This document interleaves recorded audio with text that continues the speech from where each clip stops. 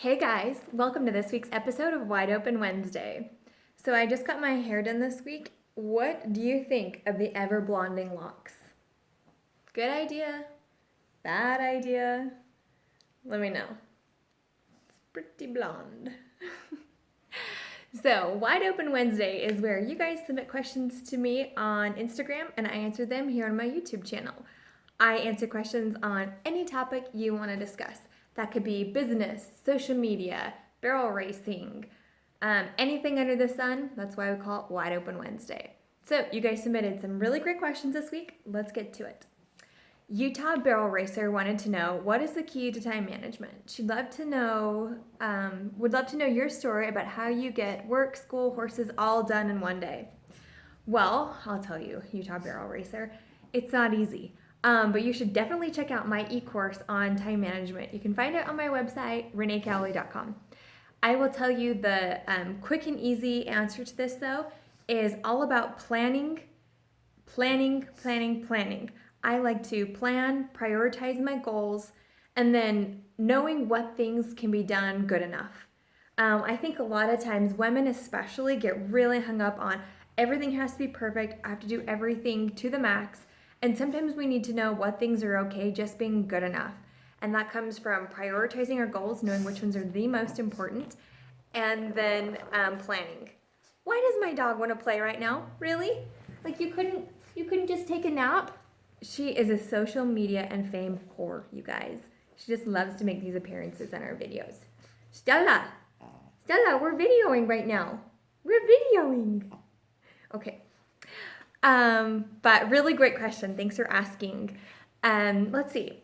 Charlie wanted to know, how do you handle a horse that gets frustrated and mad really easily, like going to the vet, chiropractor, etc.? Okay, here's what my favorite horse trainer of all times has to say about this, Clinton Anderson. Heart attacks are free, give your horse one. So what he means by that is don't protect your horses from scary environments. Expose them to more of them. The more you can get your horse out there and expose him to scary environments in the proper way will make your horse less nervous.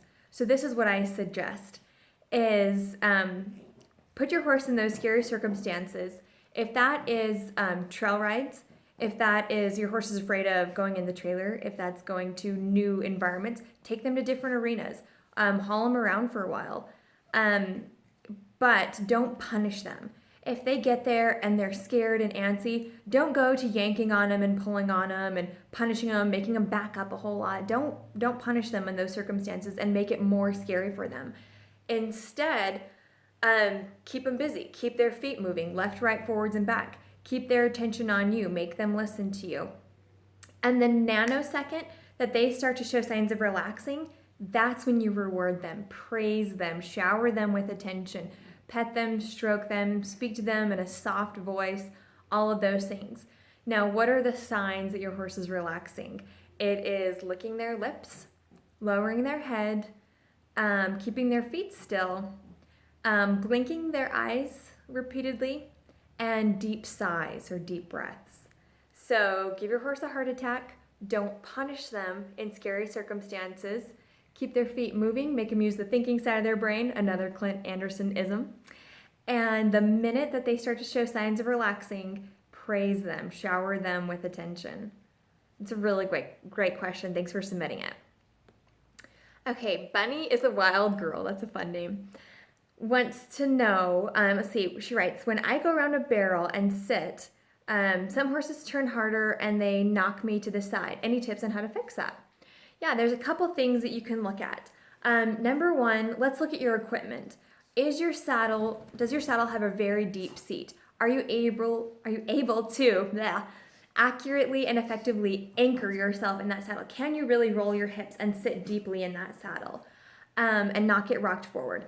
The next thing is when people hold onto the saddle horn, sometimes they're just sort of lightly holding it or just gripping it tightly with their hand. Use your saddle horn to anchor yourself in the saddle. Keep a strong L in your arm that you're going to be holding onto the saddle horn with and push yourself back with it. So when you're coming into the turn, push yourself back by anchoring with your arm and holding onto your saddle horn. And as you're coming out of the barrel, pull yourself forward with it. So really use your arm and upper body muscles to help keep you in the saddle. The next thing is just squeezing with your upper legs a little bit. And the last thing you might want to consider is strength training for the rider in a situation like this. We ask our horses to be top-notch athletes. We should require the same things of ourselves. So it might require a little bit of strength conditioning on the rider's part as well. All right. Let's see. KS Barrel Racer wants to know, what do you do before and after a run in terms of warming up? When do you tack up? What's your mindset? Thompson PW also said that they would like a vlog of my warm-up and cool-down routine. Well, guys, ask and you shall receive. I've got another race in about 10 days, so I will do that for you. I am going to video my warm-up and cool-down routine at a jackpot for you guys so you can see everything I do. I've already done a tack-up video and talk a little bit about the equipment I use. You can find that on my YouTube channel. And, but yeah, that's great. I will totally do that for you guys because I do have a very specific system and routine that I do before and after every run. So I'm so excited to share that with you. Okay, Stacy Schultz, the cowgirl from Down Under, asked, does saddle weight play a part in run performance of your horse? You betcha it does, cowgirl. There's a reason why racehorse jockeys weigh themselves in their saddles because every pound counts. When you're dealing in a game that is measured in 1/100th of a second, it does have a difference. It does play a part in it. Every element, every piece of equipment that you have on your horse is going to affect his run in a small degree. And so yes, saddle weight will play a part in it. The saddle I'm using right now is relatively heavy for a barrel saddle, but I think that I get a lot from it because this is the best fitting saddle that I have found yet for Striker and for myself. And so saddle fit for me is way more important than saddle weight. So for me, it was just a decision of what was most important, and saddle fit was extremely important. Making sure it's comfortable for him, not pinching, and that it's not gonna roll so I can stay stable and anchored during those turns. So great question, Stacy. Oh my gosh, I'm so terrible at names. What is this? Calipatron? I really don't know. But she asked for tips in adding speed. Great question and really good timing on this one. I'm gonna show you something. I just read this article from Barrel Horse News, like the greatest magazine of all times, written by Charmaine James about adding speed. What? This is a great resource. I spend a lot of time consuming information like this, learning from the greats like Charmaine James. Maybe I can't take a lesson from her, but I'm gonna learn all I can from articles like this.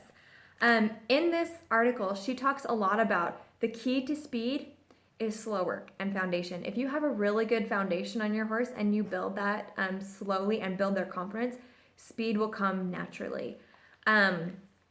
And she talks a lot about speed comes from building confidence. So when you're doing that, it might mean taking one step forward and two steps back. So as soon as you start adding speed a little bit, bring them back down one more notch and make sure you have that solid foundation on them. These are hot-blooded, fire-breathing racehorses. They will run as long as they have the confidence and physical ability to run. That includes strength training on your horse. As long as they have those things, they are going to add speed. So really good article. This is in the February edition. Yep, February 2017 if you want to check out this article and read it for yourself. Cool. Emily wants to know, how long have I been barrel racing and how long have I been riding? Well, Emily, I got my very first horse when I was 9 years old. I had never ridden before that.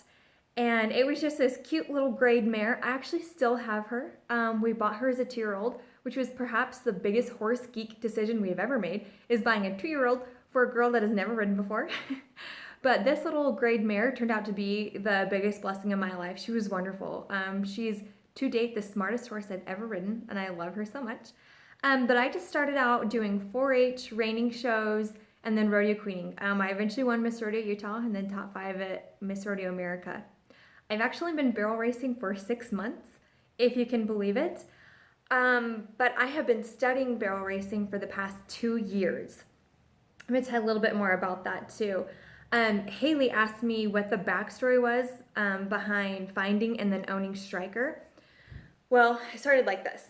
I really miss competition so much. I loved my rodeo days. I loved going to reining shows. It was so much fun. I decided that I wanted to get back into that again, but I first needed to finish my MBA.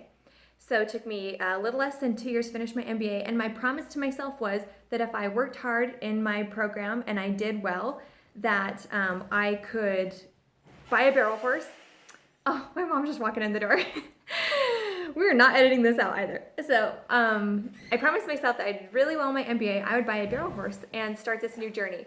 But the entire time I was studying and I was learning what kind of things I wanted in a barrel horse and what it would take to live on the road like that. I was studying technique and training and consuming and digesting every piece of information I could.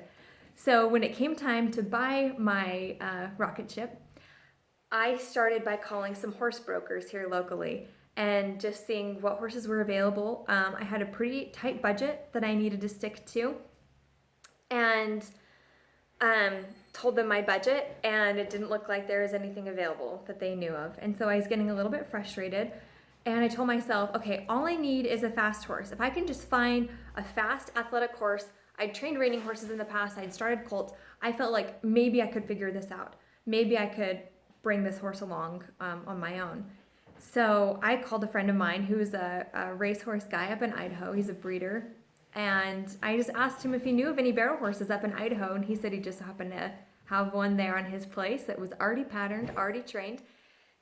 He brought him down. And honestly, I just knew that he would be my horse from the minute that he unloaded him from the trailer. It was the look in his eye. It was the feeling that I got being around him. It was just that connection that Striker and I had together. He was very athletic, very talented, had the right breeding, everything. And just as important, was in my budget. So that is how I found Striker. I got really lucky. The fun fact is that he was the first and only barrel horse that I ever tried out. I don't know that I recommend that for someone going to find a barrel horse right now, but it just was serendipity. It just worked out so perfectly for Striker and I. Maybe it's like finding a husband. I don't really know much about that, but they say you'll know him when you see him. And so that's how I felt when I first saw Striker. I knew he'd be mine. Okay, great. So Meg Pickup wanted to know, how did I transition from doing a circle in the arena before junior run just to running straight in? Meg, I think what you're referring to is I have a couple of videos of my runs online, and in Ogden, one run I circle inside the arena, and then in a couple others I just run straight in the gate. That was not of my choosing. It was because the warm-up pen was flooded, and so they didn't give us an alleyway to run into. So we just had to run from a closed gate. And I thought that it was a really short score, and that Striker, being a really long straighted horse, needed a couple more strides to get up to speed. So it was a strategic decision I made to circle, just so I could get those few strides in and kind of get up to speed. When I run in the gate, I have plenty of time to do that through a longer alleyway. So I wanted to answer this question and talk about it just because it's important to look at your environment and be able to adapt to different setups and different arenas. You're going to get all sorts of different things thrown at you. These are two runs in the exact same arena, and the setup was completely different each time. So you need to know your horse, know what they need to be set up for success, and then execute on those things. Samantha 1716 wanted to know, when looking for a barrel horse, what do you look for? What are some characteristics more important than others?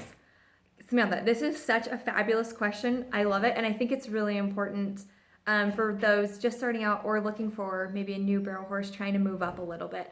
Having recently gone through this, finding my dream horse Striker, I'm really excited to share with you the information that I learned going through that whole process. I think I'm going to do a whole video just on this topic, so thank you for that inspiration. Maybe I'll even do an e-course on it, I don't know. But the short answer is you can look for breeding all day long.